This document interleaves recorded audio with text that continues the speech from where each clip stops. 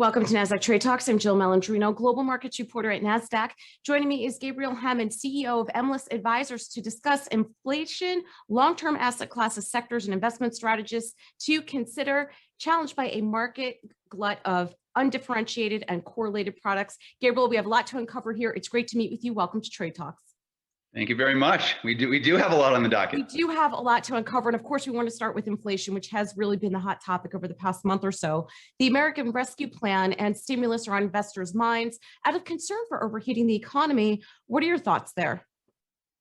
I think there's two separate pieces. There's the fiscal piece and the monetary piece. I mean, I'm more concerned about the latter. I mean, clearly the fiscal piece is also causing some of the overheating that you're describing, and whether that is going to contribute in the long term to inflation as much as what we're seeing on the monetary policy side, which continues to support asset classes that perhaps don't deserve that support. That worries me more.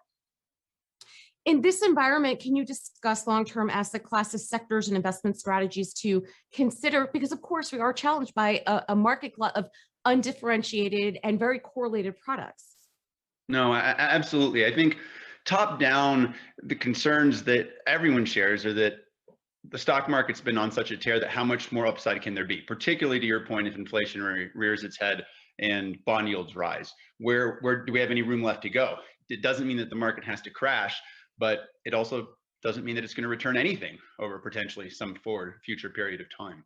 At the same time, I think whether the consensus is right or not, I think one thing that just about everyone agrees on is that bonds are not the place to be at this point, whether we're talking about corporates or government. It's very tough. Where are you going to get that return in a yield-starved environment with interest rates at zero? So between those two asset classes, there's only so much differentiation that you can get if you're looking between those two pieces. As I think about my own personal portfolio, that of our partners at Emles, I mean, that's really the reason we put this firm together, was because we didn't see the options out there for us to passively invest our own funds.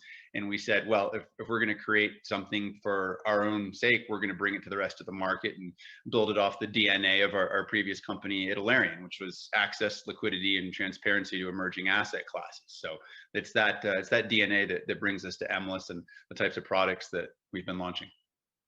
So, Gabriel, let's talk about the Biden administration and how that's impacting, whether it's the Buy America stance, whether it's more of a globalized stance, because that really is shifting investor focus. And we've seen some of it come back to US-based companies. What are your thoughts there? Because it seems as if Biden is open more to globalization, but then the messaging really seems to be focused on what's happening domestically.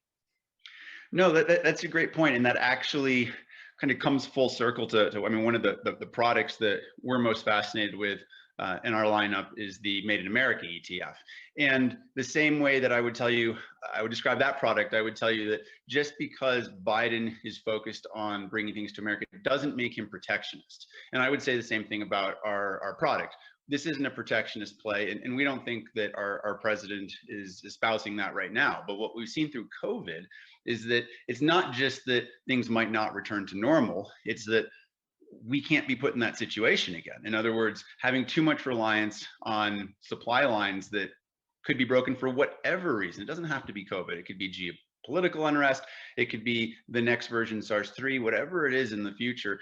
This country needs to position itself differently. So I think it's very intelligent what he's doing, but it's not protectionism at the same time.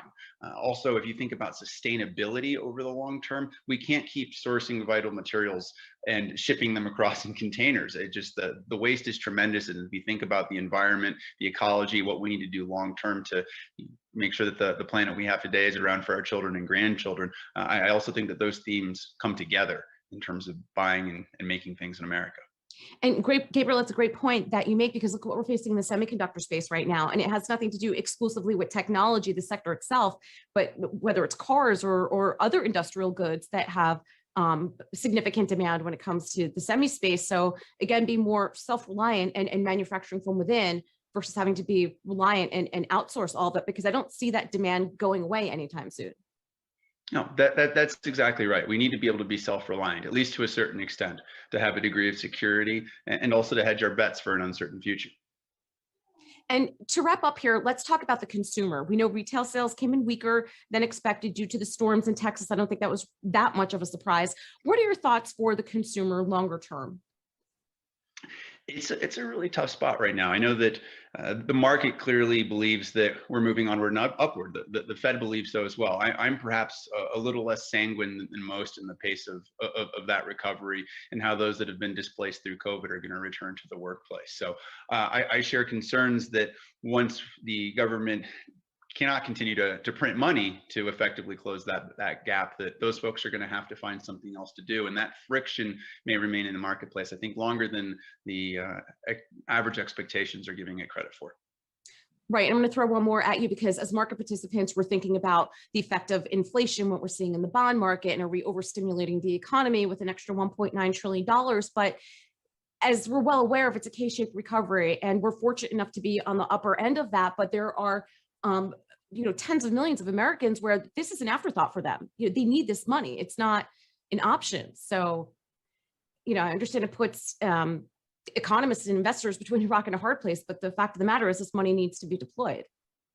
No, that's exactly right. It is a very difficult spot because, again, you have this latency. Everybody's expecting it to return, and my fear is that if it doesn't, that's when you get that displacement and that continued friction. But right now, it's clear that obviously through no one's fault of their own or prediction that we need to make sure that people can stay afloat. All right, Gabriel, great conversation. Thanks for joining us on Trade Talks, and thanks for joining me. I'm Jill Malandrino, Global Markets Reporter at Nasdaq. Thank you for having me. I appreciate it.